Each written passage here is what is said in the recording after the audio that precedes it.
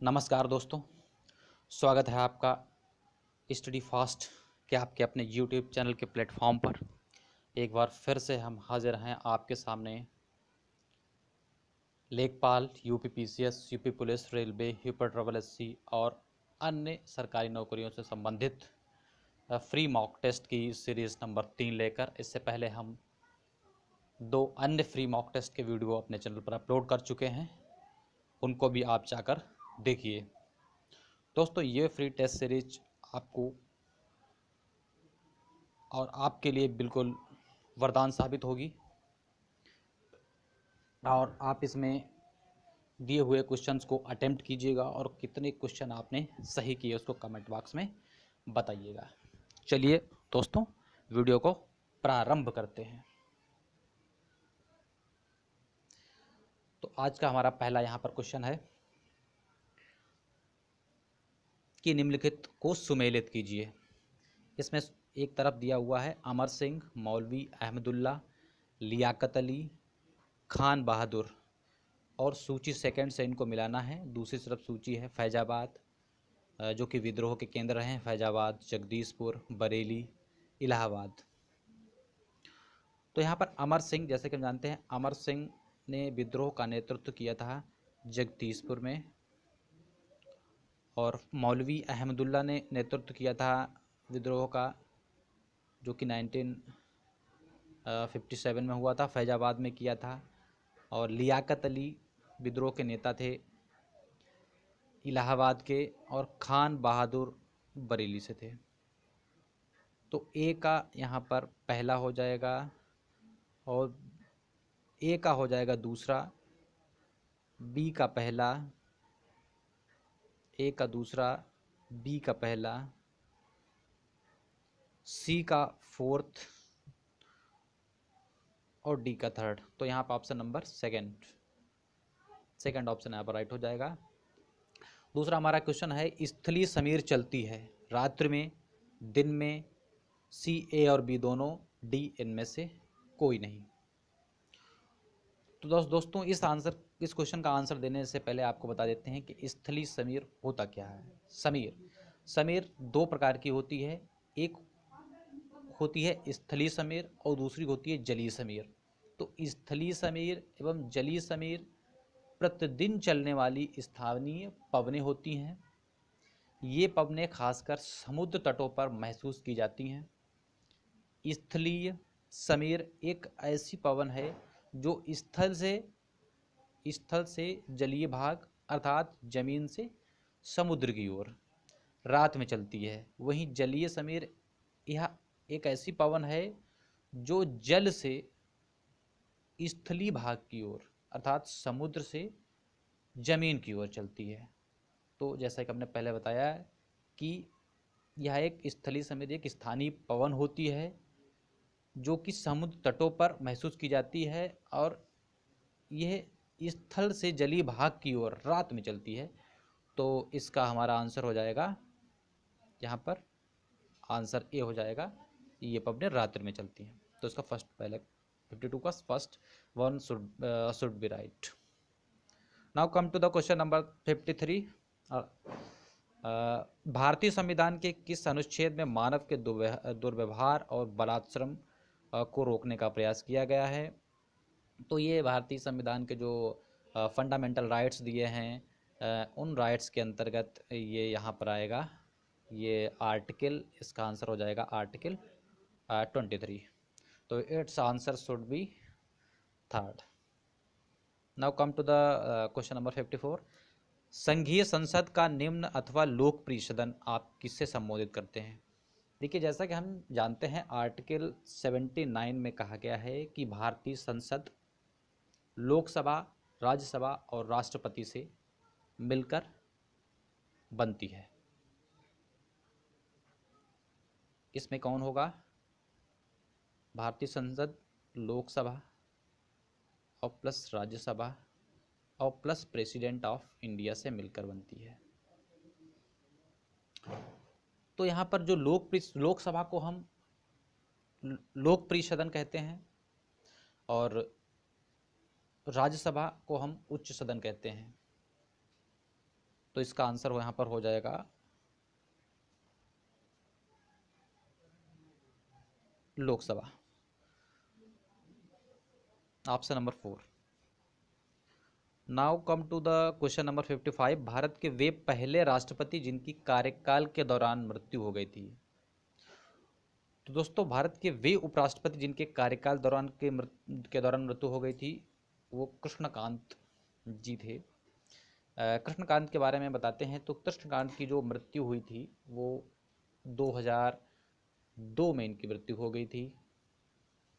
और ये वाजपेयी सरकार में ये उस समय 1997 से अब मीन्स 2002 तक भारत के उपराष्ट्रपति रहे थे, और उसमें वाजपेयी जी की गवर्नमेंट थी। इंद्र कुमार गुजराल के टाइम पे भी उन्होंने कार्य किया है। तो इसका आंसर हो जाएगा Krishnakant. Now come to the question number 56। संविधान के किस अनुच्छेद द्वारा दल बदल विरोधी प्रावधानों को शामिल किया गया? तो इसका पहला ऑप्शन है 61वां संविधान संशोधन, 52वां संविधान संशोधन, 69वां संविधान संशोधन, 70वां संविधान संशोधन। तो इसका आंसर हो जाएगा दल बल विरोधी जो कानून पारित किया गया था, 52nd कॉन्स्टिट्यूशन अमेंडमेंट बिल लाया गया था, वो 1987 में लाया गया था राजीव गांधी की गवर्नमेंट के दौरान। ये 1987 में लाया गया था। उस समय राजीव गांधी जी उस समय के पीएम थे, प्राइम मिनिस्टर थे। तो इसका आंसर यहाँ पर हो जाएगा डी, 52 संविधान संशोधन। 69वां संविधान संशोधन यहाँ पर दिया गया है। इसमें दिल्ली को राष्ट्रीय राजधानी क्षेत्र घोषित किया गया था। अगला यहाँ पर हमारा क्वेश्चन है, निम्नलिखित में से कौन पंचायती राज व्यवस्था को संवैधानिक दर्जा प्रदान करता है? तो 11वीं अनुसूची राष्ट्रपति, प्रधानमंत्री, 12वीं अनुसूची। तो जैसा कि आप जानते होंगे कि पंचायती राज व्यवस्था को संवैधानिक दर्जा 1973 में 11वीं अनुसूची के अंतर्गत दिया गया था। तो इसका आंसर हो जाएगा 57A।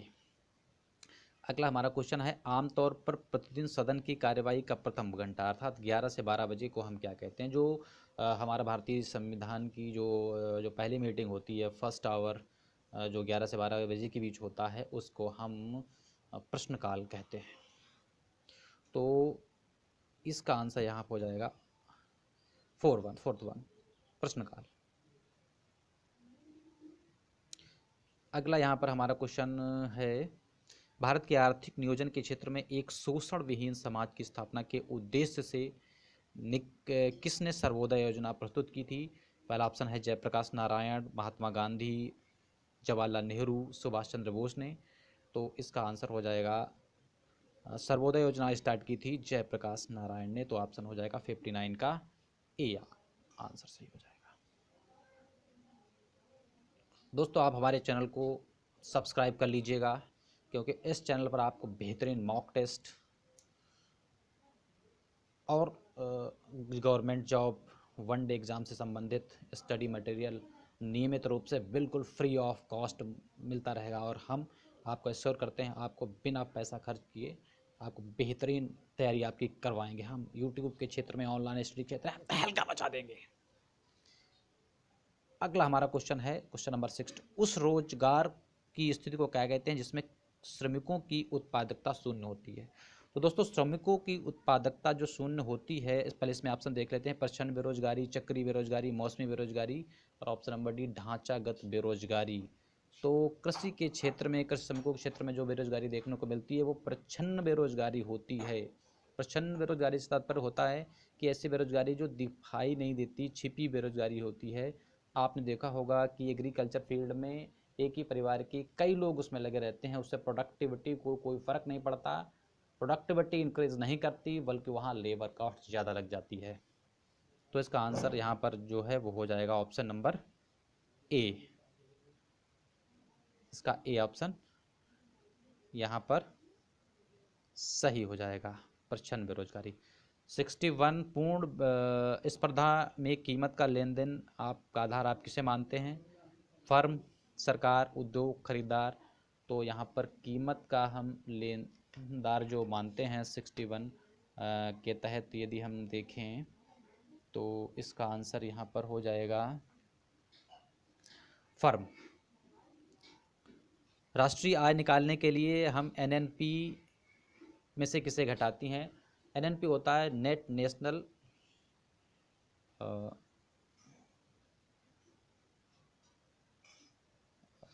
Net national profit. तो यहाँ पर एनएनपी से हम घटा देते हैं पूंजी उपभोग छूट।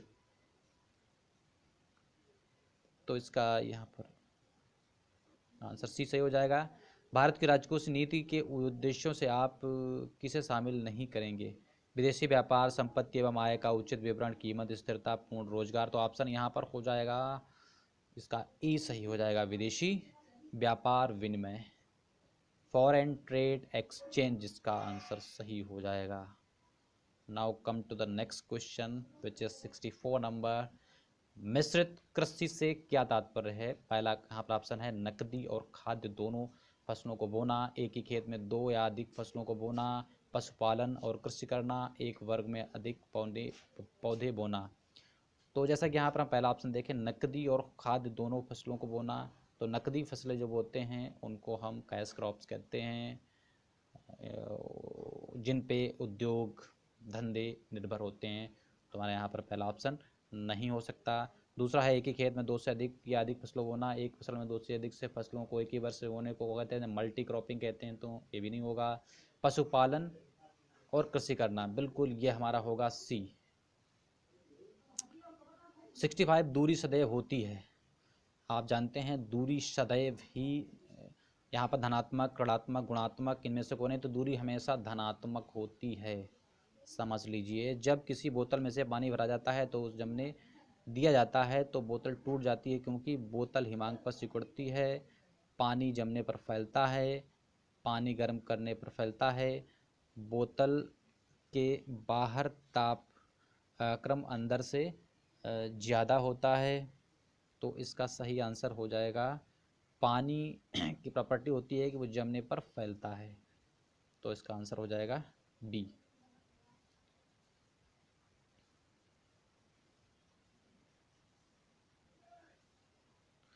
अगला हमारा क्वेश्चन है, प्रकाश विकिरण की प्रकृति होती है। पहला ऑप्शन है कण के समान, तरंग के समान, तरंग एवं कण के समान, तरंग एवं कण के समान नहीं। तो इसका सही आंसर हो जाएगा तरंग एवं कण के समान, ऑप्शन नंबर सी यहाँ पर सही हो जाएगा। अगला यहाँ पर क्वेश्चन है, दो प्रोटॉन व न्यूट्रॉन हम प्राप्त कर सकते हैं, अल्फा कण से, बीटा कण से, गामा कण से, इनमें से कोई नहीं है। जैसा कि हम जानते हैं कि अल्फा कण, जो अल्फा पार्टिकल होता है, अल्फा कण को हम लिखते हैं 2He4। तो इसमें यहाँ पर दो तो हो गए प्रोटॉन, और न्यूट्रॉन को हम देखें यहाँ से 4 - 2 = 2, तो दो प्रोटॉन हो गए यहाँ पर, दो न्यूट्रॉन हो गए और दो यहाँ पर प्रोटॉन हो गए। तो इसका सही आंसर हो जाएगा अल्फा पार्टिकल, अल्फा कण। अगला हमारा क्वेश्चन है, निम्न में से किसमें सर्वाधिक मात्रा में नाइट्रोजन पाया जाता है? अमोनियम सल्फेट में, अमोनियम साइनाइड में, अमोनियम कार्बोनेट में, या फिर यूरिया में। जैसा कि हम जानते हैं कि यूरिया में जो नाइट्रोजन होता है वो 46% पाया जाता है, तो हमारा इतना अन्य किसी में नहीं पाया जाता। तो यहाँ पर हमारा सही आंसर हो जाएगा डी, यूरिया। अगला हमारा यहाँ क्वेश्चन है, पेंसिल का लिड बना होता है। कॉमन सेंस का ये टाइप का क्वेश्चन है, पहले ही अपने को देखा होगा। को पेंसिल का लिड हमेशा बना होता है ग्रेफाइट का।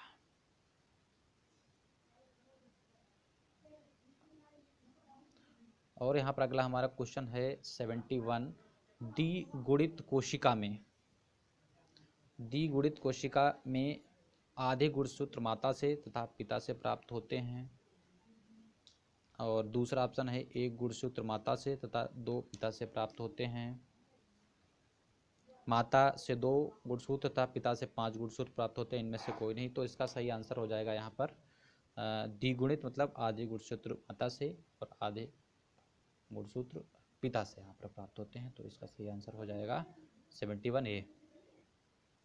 लैक्टोबैसिलस जो कि एक बैक्टीरिया होता है और दूध में पाया जाता है।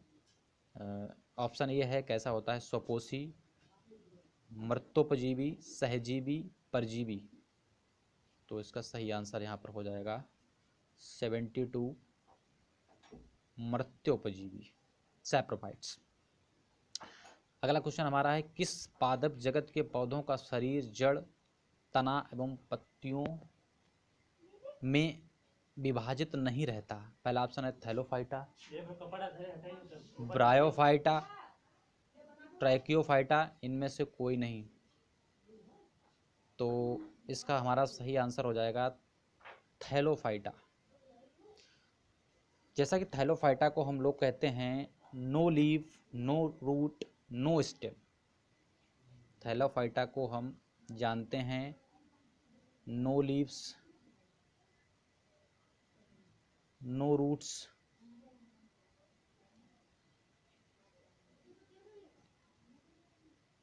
और थैलोफाइटा को हम जानते हैं नो स्टेम, मीन्स तनाहीन, जड़हीन और पत्तियों विहीन। तो थैलोफाइटा के बारे में आप तीन चीज़ों को याद कर लीजिए कि no roots, no leaves and no stem, means तनाहीन, जड़हीन और पत्तियों विहीन। इसको हम थैलोफाइटा कहते हैं। और थैलोफाइटा के बारे में एक बात और आपको बता दें, ये थैलोफाइटा जो है वो वेट प्लेसेस अर्थात नमी युक्त स्थानों पर पाया जाता है। और थैलोफाइटा जो होते हैं वो ऑटोट्रॉपिक होते हैं, ऑटोट्रॉपिक। थैलोफाइटा ऑटोट्रॉपिक होते हैं। ऑटोट्रॉपिक वो स्पेसीज होती हैं, those species are called autotrophic species which can synthesise own food by itself. जो अपना भोजन स्वयं बना सके उनको ऑटोट्रॉपिक कहते हैं। और थैलोफाइटा अपना भोजन स्वयं बनाता है with the help of sunlight. Now come to the next question which is of 74 number. आम को हम कह सकते हैं, ऑप्शन असत्य फल, सत्य फल, समूह फल, संग्रहित फल। तो इसका सही आंसर यहाँ पर हो जाएगा सत्य फल। इसका आंसर यहाँ पर हो जाएगा सत्य फल, मीन्स ट्रू फ्रूट। अब जान लेते हैं कि ट्रू फ्रूट्स होते क्या हैं। ट्रू फ्रूट्स होते हैं those fruits which derived from ripen ovary, मतलब वो जो कि ओवरी से बनते हैं। जो फ्रूट्स ओवरी से ड्राइव्ड होते हैं या ओवरी से बनते हैं, अंडाशय से बनते हैं, उनको हम ट्रू फ्रूट्स कहते हैं। इसके कुछ एग्जाम्पल्स आपको यहाँ पर क्लियर कर देते हैं। एग्जाम्पल्स इसके होते हैं जैसे कि बेरी, बेरियाँ कई प्रकार की होती हैं, तो बेरी इसका एग्जाम्पल हो गया। लेमन इसका एक एग्जाम्पल हो गया। वाटरमेलन भी इसका एग्जाम्पल होता है। तो आप इसको ध्यान रखिएगा। ऋग्वेद का वाच्यार्थ क्या होता है? राग विधान, मंत्र विधान, काव्य विधान, सूत्र विधान। तो ऋग्वेद का विधान वाच्यार्थ होता है मंत्र विधान, option number B. Now 76 question, रैयतवाड़ी व्यवस्था में भू राजस्व का निर्धारण किसके साथ किया गया? किसानों के साथ किया गया, जमींदारों के साथ किया गया, तालुकादारों के साथ किया गया, नंबरदार के साथ किया गया? तो इसका सही आंसर हो जाएगा 76 का किसानों के साथ। आपको रैयतवाड़ी व्यवस्था के बारे में थोड़ा आपको इंट्रोड्यूस करा दूं यहाँ पर। रैयतवाड़ी व्यवस्था क्या होती है? इसमें कि किसानों को भूमि का मालिकाना हक प्रदान किया गया। अब किसान स्वयं कंपनी को भू राजस्व देने के लिए उत्तरदायी थे, जबकि इससे पहले क्या व्यवस्था थी? इससे पहले व्यवस्था थी उसमें कंपनी जो है उसने जमींदारों को जमीन दे दी थी और जमींदार किसानों से कर्ज वसूल करके अंग्रेजों को देते थे, जिसमें कई प्रकार की अनेक प्रॉब्लम्स थी, डिमेरिट्स थी। तो इसलिए गवर्नमेंट इस रैयतवाड़ी व्यवस्था को ले आई। इसमें भू राजस्व का निर्धारण उपज के आधार पर नहीं बल्कि भूमि के क्षेत्रफल के आधार पर किया जाता है। और एक बात और आपको बता दें, यह रैयतवाड़ी व्यवस्था को स्टार्ट किया था टॉमस मुनरो ने। ठीक है, अगला हमारा यहाँ पर क्वेश्चन हम शुरू करते हैं। वो है 77। निम्नलिखित में से कौन सा राजवंश उत्तरी भारत में नहीं पनपा? तो पांड्य, सोंग, कण्व, पाल। तो इसका यहाँ पर सही आंसर हो जाएगा पांड्य। पांड्य राजवंश था वो उत्तर भारत में नहीं पनप पाया था। 78, उस राजा का नाम जो खिलजी वंश से संबंधित नहीं था। ऑप्शन ए जलालुद्दीन, अलाउद्दीन, सी रुकनुद्दीन, मलिक कफूर। तो इसका सही आंसर हो जाएगा मलिक कफूर, जो कि खिलजी वंश से संबंधित नहीं था। और अगला यहाँ पर क्वेश्चन है 79, अंग्रेजों ने सिक्के ढालने की टकसाल, अंग्रेजों ने सिक्के डालने की टकसाल सर्वप्रथम कहाँ स्थापित की थी? मिंट मीन्स कहाँ स्थापित की थी? तो इसका जो सही आंसर हमारा हो जाएगा वो हो जाएगा Calcutta. Now come to the next question. एक मौसम चार्ट में समान वर्षा के स्थानों को मिलाने वाली रेखा क्या कहलाती है? समदाब रेखा, समताप रेखा, समवर्षा रेखा, या फिर इनमें से कोई भी नहीं? तो इसका आंसर हो जाएगा समवर्षा रेखा। समान मौसम के चार्ट पर समान वर्षा की रेखाओं को मिलाने वाली रेखा को हम समवर्षा रेखा कहते हैं, समवर्षा रेखा कहते हैं। तो दोस्तों हमारी ये आज की टेस्ट सीरीज आपको कैसी लगी कमेंट सेक्शन में ज़रूर बताइएगा, और जिससे कि हमारे वीडियो आपको और इसकी नोटिफिकेशन आपको समय समय पर मिलती रही, इसके लिए आप हमारे इस चैनल को तुरंत सब्सक्राइब कर लीजिए और इस वीडियो को ज़्यादा से ज़्यादा शेयर कीजिए, लाइक कीजिए और हमारे चैनल को सब्सक्राइब कीजिए। Thank you.